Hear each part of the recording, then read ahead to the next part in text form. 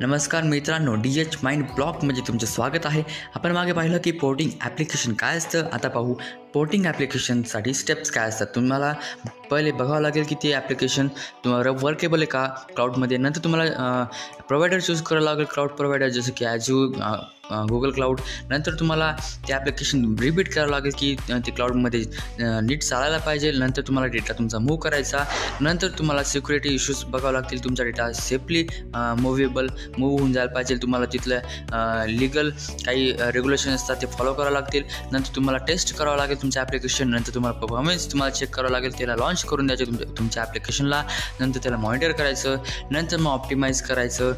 तुम्हाला cost effective असतं. नंतर तुमचा ट्रॅक जो असतो तो मॉनिटर करायचा. त्यासाठी काही टूल्स तुम्हाला प्रोव्हाइड केले जातात. नंतर काही चॅलेंजेस येतात ते तुम्ही बघू शकतात. इथं आपण थांबू. धन्यवाद.